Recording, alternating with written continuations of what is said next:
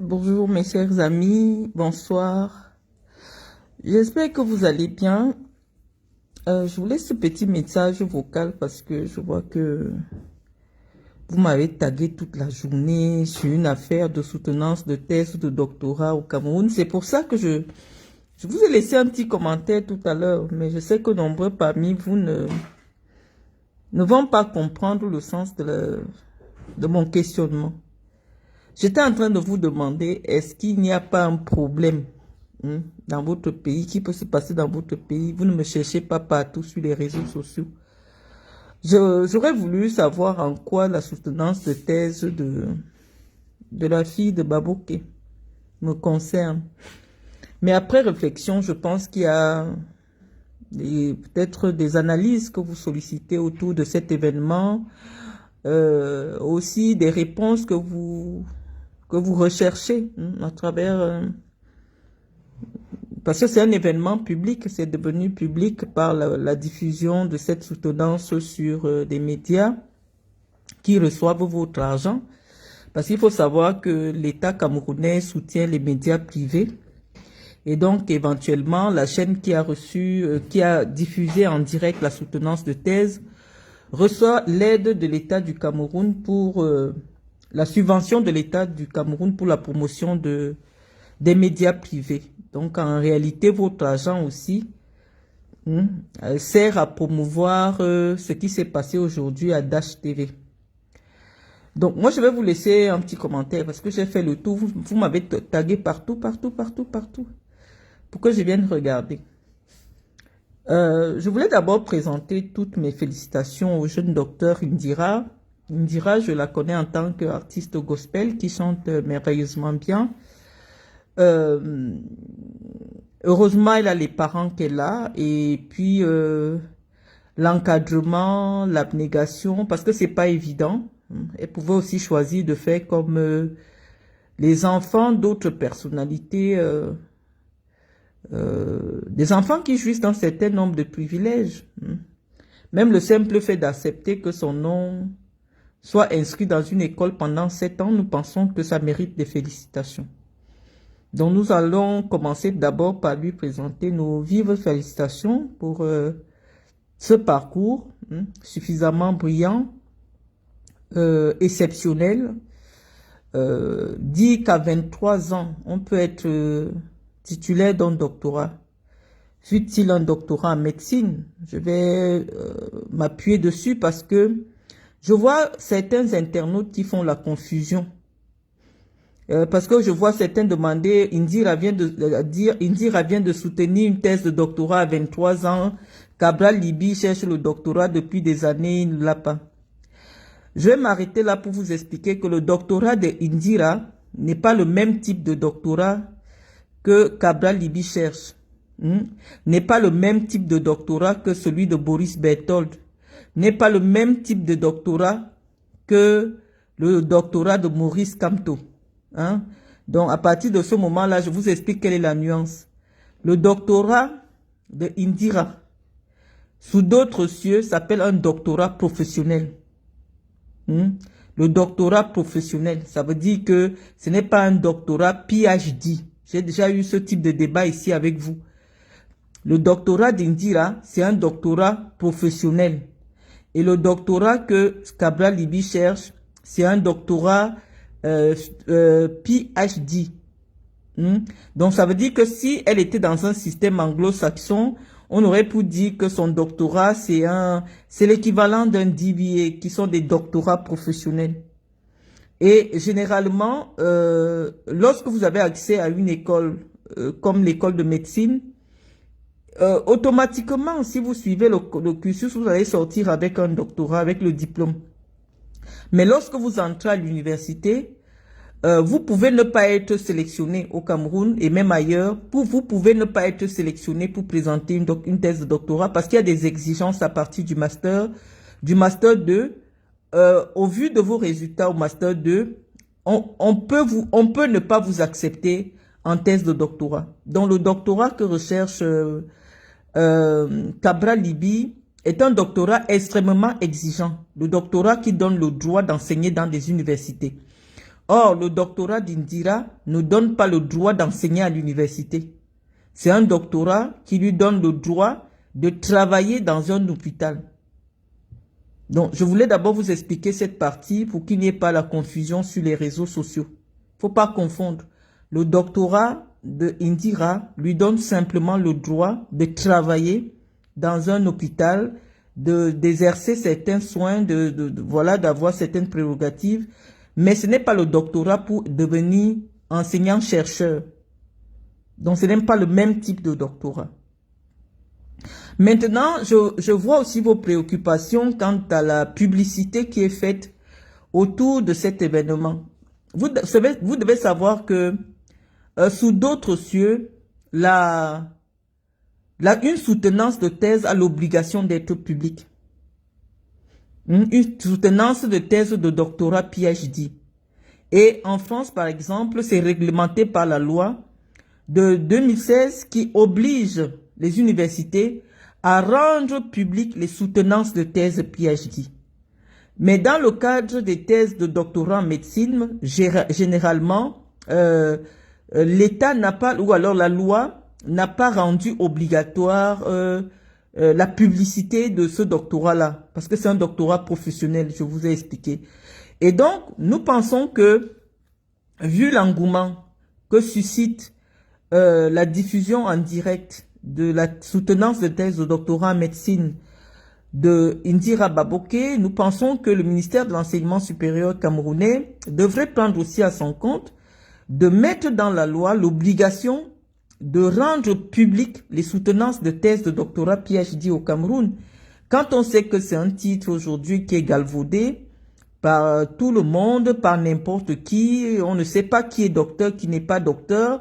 Et dans cette confusion absolue, on peut comprendre la nécessité ou alors le besoin que certaines personnes ont aujourd'hui de rendre public leur soutenance de thèse. On a assisté à des débats ici, des gens qui se lèvent et qui vous disent que non, vous n'êtes pas docteur. Moi, je me souviens à l'époque, il y a 12 ans, c'est Cameroun Tribune qui avait fait des publications en ce qui concernait ma soutenance de thèse. Et moi, 13 ans plus tard, je retrouve quand même des gens sur Internet qui s'asseyent et disent que non, elle n'est pas docteur. Parce que je n'avais pas fait une diffusion en direct comme Indira. Donc, je pense qu'il y a eu un certain nombre d'antécédents. Il y a un environnement aujourd'hui au Cameroun qui fait que, oui, il faut avoir les preuves. Et je pense que les parents d'Indira ont bien réfléchi de rendre public cette soutenance de thèse parce que malheureusement, si dans quelques années, ils ne sont plus en odeur de sainteté avec le régime qui sera en place, on ne serait pas surpris de rencontrer des opposants politiques qui pourraient peut-être contester la qualité de cette petite fille. Moi, je pense qu'elle a beaucoup de mérite. Je pense que nous pouvons séparer l'action de ses parents avec son parcours à un certain niveau parce que les enfants, il y a d'autres enfants dans le régime qui jouissent des avantages de Indira, mais qui ont choisi d'autres parcours. Ce n'est pas l'occasion ici pour nous d'aller chercher la pauvre Brenda. On sait bien que Brenda Biya, sans avoir composé, a eu le concours de l'ENAM, mais n'a même pas respecté cette école qui forme l'élite camerounaise. Elle n'est jamais passée là-bas, elle n'est jamais venue. Et on lui demandait pas beaucoup. On demandait à Brenda simplement de faire semblant d'aller à l'école. Donc, rien que pour le fait d'Indira d'avoir fait semblant d'être partie à l'école, pas d'avoir fait semblant. Elle est quand même partie, on l'a vu, même si certains camarades disent, ils sont venus écrire sur Facebook à certains stages, elle n'était pas présente, elle ne se présentait pas, il y a eu des interventions pour que à certains stages, lorsqu'elle ne se présentait pas, on demandait aux médecins de faire des rapports. Moi, je mets ça sous le compte du Congossa. Parce que sans élément de preuve, lorsque quelque chose est déjà sur les réseaux sociaux, chacun y va de son propre commentaire en fonction de son niveau d'aigueur. Mais moi, je pense que cette petite fille a du talent, elle a du mérite.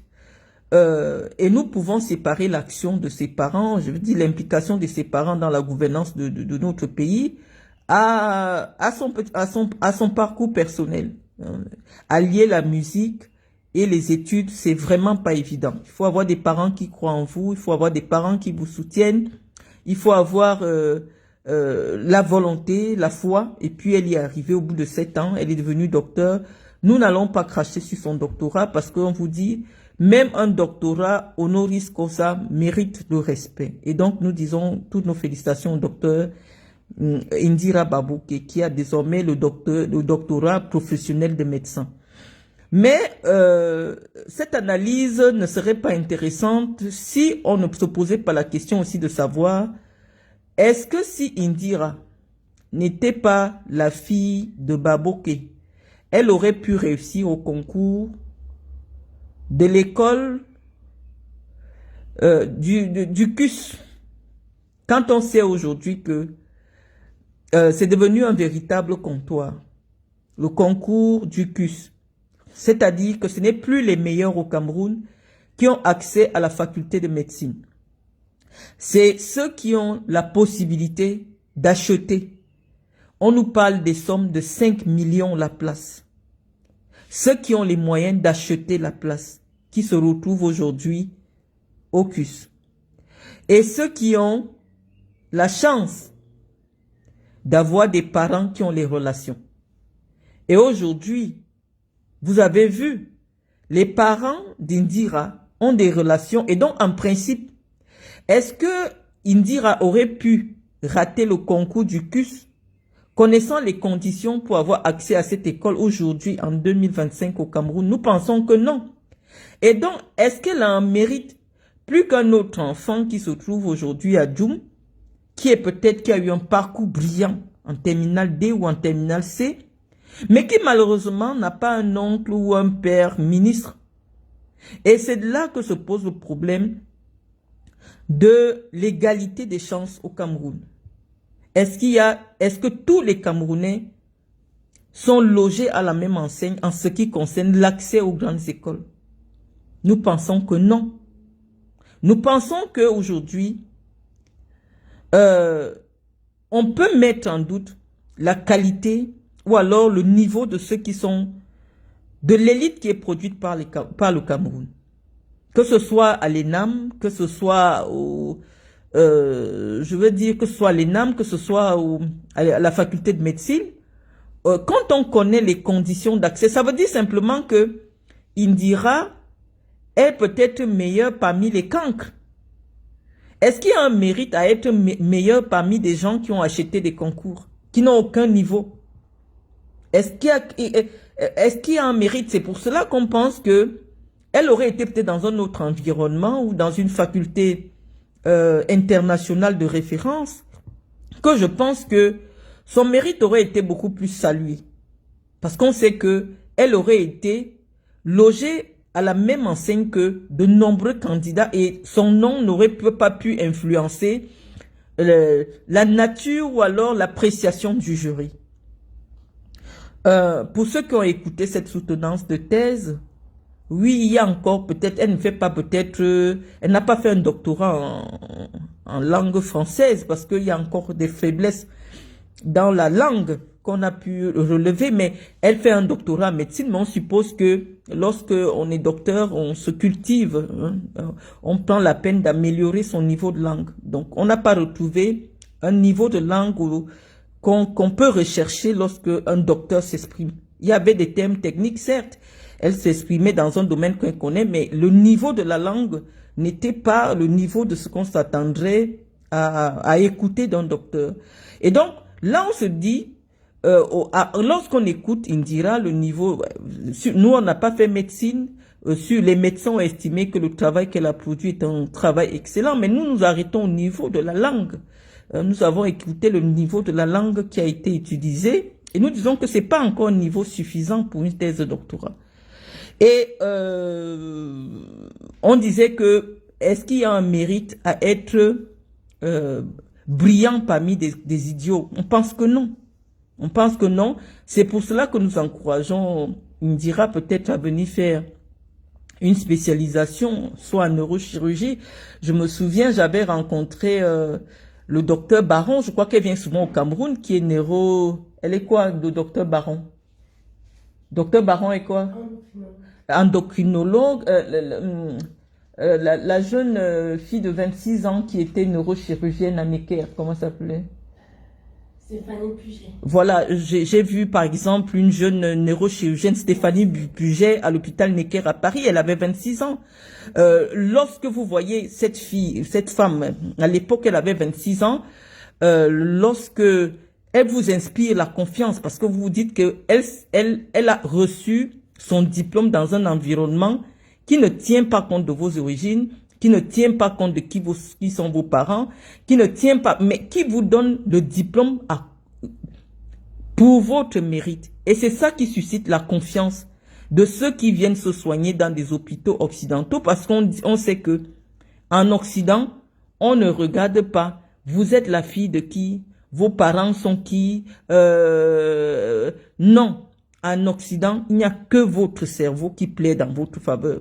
Et donc, malheureusement, Indira, si elle est devenue médecin, on ne peut pas effacer le doute dans l'esprit des Camerounais qui vont toujours penser qu'en réalité, on a laissé de brillants enfants au quartier parce qu'ils n'ont pas de relation, ils n'ont pas d'argent.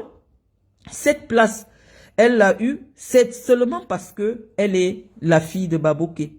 Et malheureusement, elle n'aurait pas pu échouer parce que c'est pas possible de faire échouer la fille du directeur du cabinet civil, adjoint du ministre directeur du cabinet civil. Et donc forcément, lorsqu'elle rentre, au bout de 7 ans, normalement, on devra lui donner le diplôme.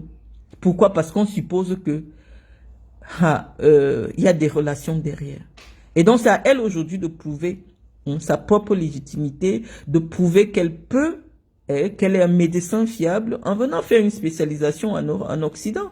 À venir se mesurer au meilleur.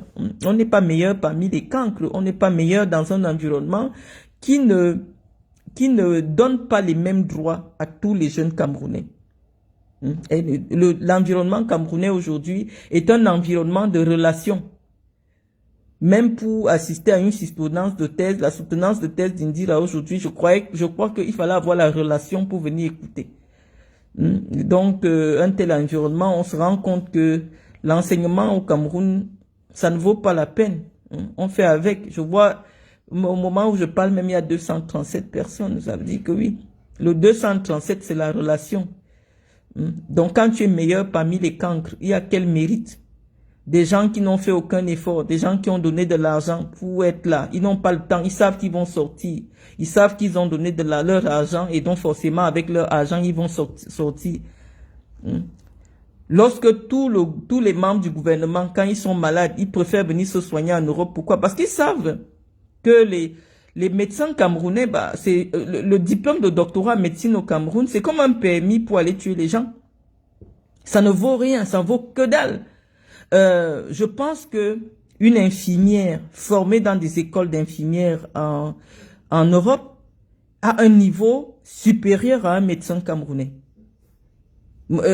C'est bizarre. C'est-à-dire que lorsqu'on voit une infirmière, le niveau de la formation des infirmières en Occident et le niveau de la formation des médecins, une infirmière formée en France, en Belgique, rassure plus qu'un médecin camerounais.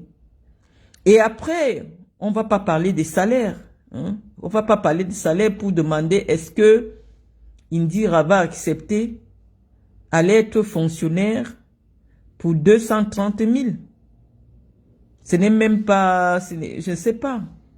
C'est peut-être l'occasion ici d'attirer l'attention du gouvernement sur les médecins qu'ils forment pour les payer moins que, je sais pas, un médecin camerounais à sa sortie, il a combien? Peut-être 180 000, même pas 300 euros. Donc on se demande, est-ce que ce docteur qui a eu, cette jeune doctoresse, qui a eu la mention honorable, va accepter officier dans nos hôpitaux pour 200 000, 300 euros. Vu le standing qui est déjà le sien, est-ce qu'elle va accepter? Parce qu'à ce moment, elle est généraliste. Et être généraliste, c'est quoi? C'est laver les plaies des gens, faire des pansements, faire des prescriptions, est-ce qu'elle va accepter d'aller travailler pour 300 euros? Moi, je ne pense pas. Mais ça nous pose aussi un problème sur l'avenir. Cette petite fille n'a même pas encore commencé sa vie qu'elle est déjà condamnée. Et c'est là que je trouve vraiment méchant. Elle a soutenu sa thèse devant vous tous. On peut avoir des avis, on peut la titiller comme j'ai fait tout à l'heure. On peut avoir des avis divergents. Mais nous pensons que elle a le droit, en tant que citoyenne camerounaise, de pouvoir vivre sa vie en dehors de celle de ses parents. Mais ce serait vraiment dommage si Kamto arrive au pouvoir l'année prochaine, que Kamto décide de vérifier pourquoi Indira, pendant qu'elle était étudiante, se retrouve comme chef d'entreprise d'une entreprise qui a fait des prestations avec l'État à des milliards.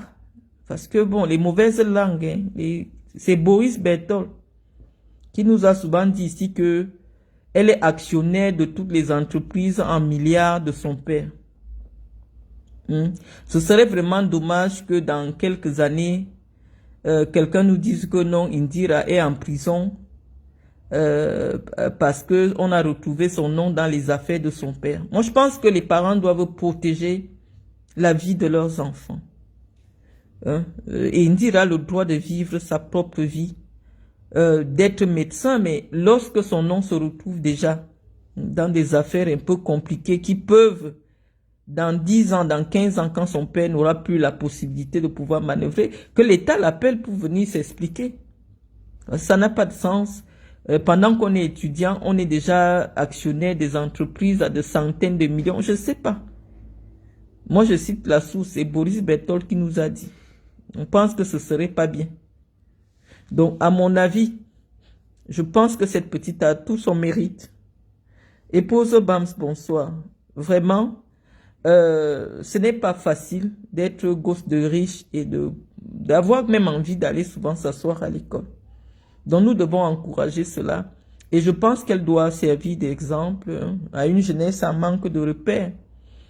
Aujourd'hui, on vous présente quoi comme personne exemplaire? On insulte tout. Voilà quelque chose que je voulais aussi vous parler tout à l'heure. Je n'aime pas la façon dont vous traitez. Après, c'est mon avis. Hein. C'est mon avis. C'est-à-dire que il y a une actualité qui est brûlante, sur laquelle je n'ai même pas voulu me prononcer.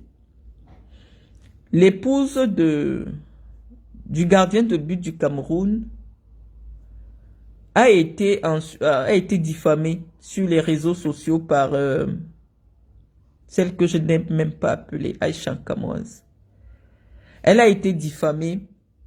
Et pour la première fois, je vois une levée de bouclier sur les réseaux sociaux, des blogueurs bamileke qui se lèvent pour condamner l'attitude de...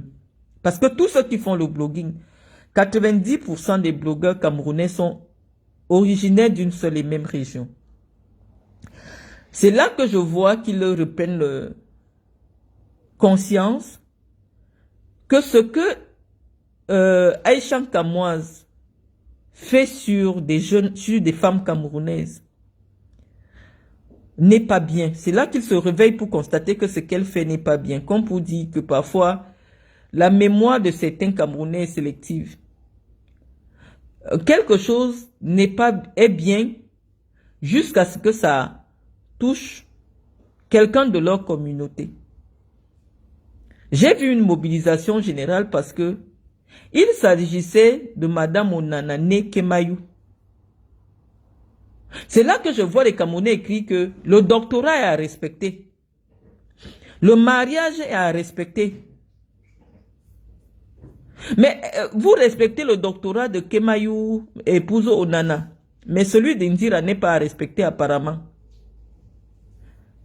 Alors que j'apprends que les parents de Kemayou auraient beaucoup plus de moyens que les parents de Indira.